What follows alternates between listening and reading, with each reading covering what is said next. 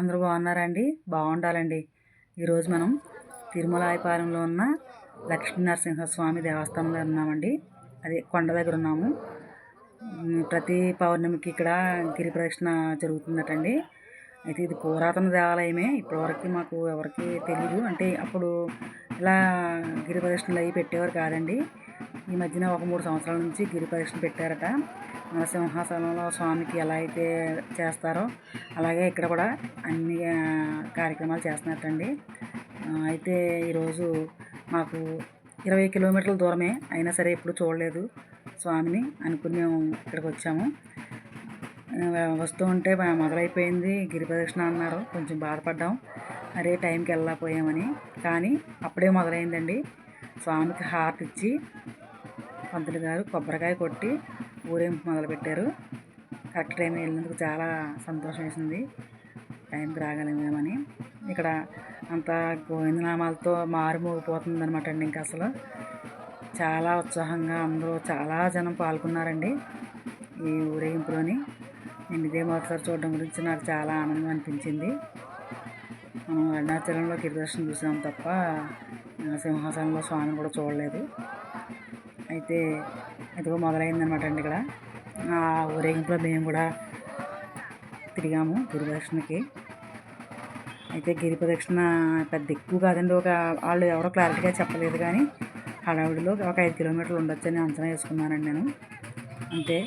కానీ ఈ 5 కిలోమీటర్లు తిరగలనా అనిపించింది, కానీ అసలు తిరిగినట్టు లేదనమాట అండి. అసలు ఈయన గోవిందనామస్మరణ అందరితో కలిసి మనం తిరిగాం కాబట్టి అసలు ఇంత తొందరగా అయిపోయింది ఆ ప్రదక్షిణ, అంతగా అయిపోయిందనమాట ప్రదక్షిణ. అయితే ఇక్కడ స్వామికి ప్రతి నెల సుదర్శన యాగం జరుగుతుందట. అలాగే కైంకర్యాలు అన్నీ చేస్తున్నారటండి. ఇలాగే అక్షయ తృతీయకి గంధం వలిసే ప్రోగ్రాం కూడా పెట్టారట.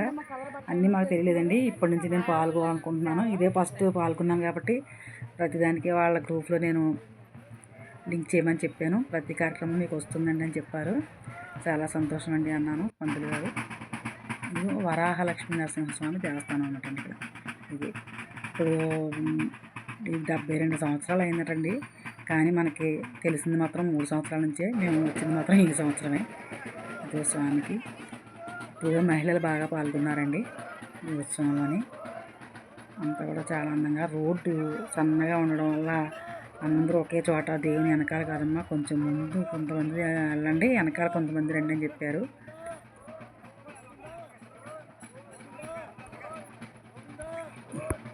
ఈ తిరుమలాయపాలెనికి ఎలా రావాలి అంటే రాజమండ్రికి 35 కిలోమీటర్లు అటండి.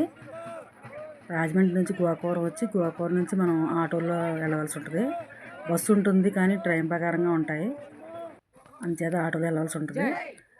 రాజమండ్రి నుంచి 35 కిలోమీటర్ల దూరం అండి. చూడండి ఈ స్వామి ఈ కొండ చుట్టూ తిరుగుతుంటే చక్కగా అడవి మధ్యలోంచి మాట అండి. మన తిరుమల అడవి మెట్లు ఎక్కుతుంటే ఎలా ఉంటుంది, అడవిలోంచి వెళ్తున్నట్టు అలా ఉంటుంది. అదిగో అల్లదిగో శ్రీహరివాసం అన్నట్టుగా పచ్చని చెట్ల మధ్య నుంచి మామిడి తోటలు, మరి మారేడు వృక్షాలు, ఇంకా జీడి మామిడి తోటలు అలా అనమాట అండి. తోటల నుంచి ఇంకా ఆ రోజు ఎండ కూడా లేదు, మబ్బుగా ఉంది వాతావరణం, వర్షం లేదు, చాలా చల్లగా ఉండడం వల్ల మహిళలు కొంచెం కూడా అలసిపోకుండా ఆనందంగా గోవిందనామాలు చెప్పుకుంటూ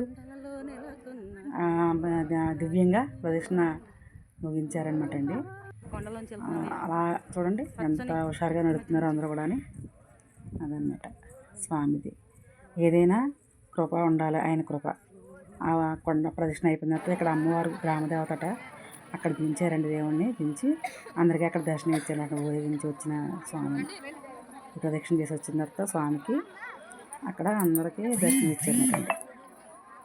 అక్కడ గ్రామదేవత ఉన్నారు, గ్రామదేవత దింపించారు. ఆ తర్వాత స్వామిని మళ్ళీ కొండ ఎక్కించేశారండి. ఆ కొండ ఆయనతో పాటు మేము కూడా కొండపైకి ఎక్కాము. కొండ కూడా చాలా చాలా బాగుందండి. ఎన్నో మెట్లు కాదు, ఎక్కలేనంత కాదు, 250, 260 అలా ఉంటాయి అంతేండి మెట్లు. మనం మరీ పెద్ద చిన్నగా లేకుండా బాగున్నాయి మెట్లు. ఎక్కడానికి కూడా అలసట అనిపించలేదు. పైప్ లైన్ కూడా ఉంది కాబట్టి పెద్దవాళ్ళు కూడా ఏమి ఇబ్బంది లేకుండా ఎక్కారు. అలాగే నేను కూడా ఎక్కాను, మరి నేను పెద్దదాన్నే కదా, నేను కూడా ఎక్కగలిగానంటే పర్వాలేదు, ఎవరైనా ఎక్కచ్చు. ఇక ఎవరూ ఆగలేదండి, ఇక నామస్మరణ చేస్తూనే ఉన్నారు. ఇక ఈ కొండపొడికి కూడా మారేడు దళాలు, అలాగే పూల చెట్లు, ఇంత వనంలో ఉన్నట్టు ఉన్నాడు స్వామి. పైకి ఎక్కేటప్పటికి ఇంత ఎక్కువ ఖాళీగా ప్రాంగణం పెద్దగా లేదు, కానీ గుడి అయితే బాగుందండి. పైకి ఎక్కిన తర్వాత అక్కడికి వెళ్ళిన తర్వాత స్వామికి మళ్ళీ ఇంకా చాలా చాలా జయజద్వానాలు చేశారు అందులోనే.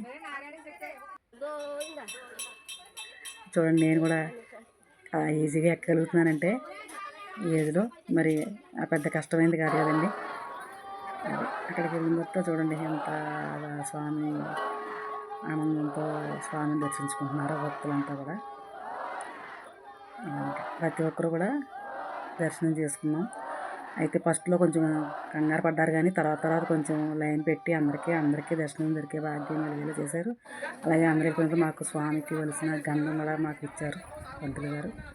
అక్కడ తెలిసిన పంతులు గారు అవడం వల్ల ఆ తర్వాత చాలా చాలా మేము ఆనందంతో స్వామి దర్శన ఆనందంతో మేము తిరిగి ఇందాక ప్రయాణం అయ్యామండి. ప్రతి ఒక్కరు కూడా స్వామిని వీలైనంత మట్టుకు రాజమండ్రి ఎవరైనా వస్తే స్వామిని దర్శించుకోండి. పౌర్ణమి నాడు కాకపోయినా శనివారం అయితే అప్పుడు కూడా స్వామి దర్శనం ఇస్తారు. రోజుల్లో అయితే ఎక్కువ టైం ఉంచకపోవచ్చు. అదండి, హోమాలు జరుగుతున్నాయి, అన్నీ బాగా జరుగుతున్నాయండి ఇక్కడ. ప్రతి ఒక్కరూ దర్శించుకుని ధన్యత పొందుతారని ఆశిస్తున్నాను. వరాహలక్ష్మి స్వామికి జై.